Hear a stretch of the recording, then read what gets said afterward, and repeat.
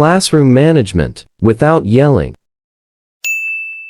Good morning, everyone. Welcome to today's enlightening discussion on effective classroom management. As educators, we hold immense power not just to impart knowledge, but to shape the very environment in which learning thrives. Today, we'll delve into a topic that touches upon the core of our roles as teachers: how to foster a positive learning atmosphere without the need for raised voices or harsh tone. You are watching my YouTube channel Learn to Fun. Before beginning, I have a request to subscribe my YouTube channel and press the bell icon.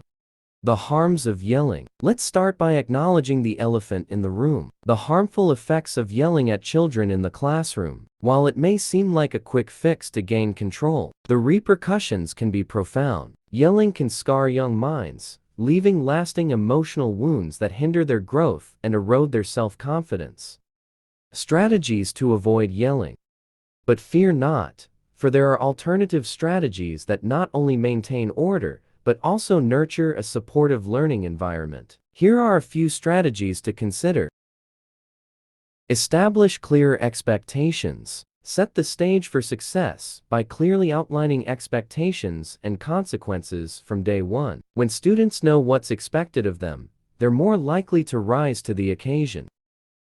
Positive reinforcement. Celebrate the small victories. Acknowledge and praise students for their achievements, no matter how minor. Positive reinforcement goes a long way in shaping behavior.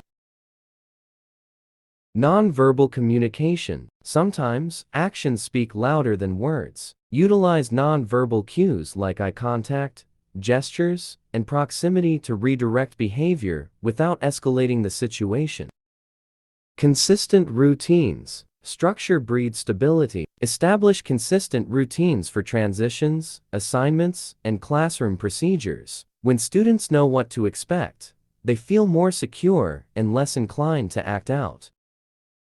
Restorative practices. Foster a culture of empathy and accountability by resolving conflicts through dialogue and reflection. Encourage students to take ownership of their actions and work towards positive resolutions. As we conclude today's discussion, let's remember that the true mark of a great educator lies not in their ability to command obedience, but in their capacity to inspire and empower. By embracing these strategies and leading with compassion, we can create classrooms where every child feels valued, heard, and supported on their journey of discovery. Thank you for your dedication to the noble cause of education. Together, we can make a difference.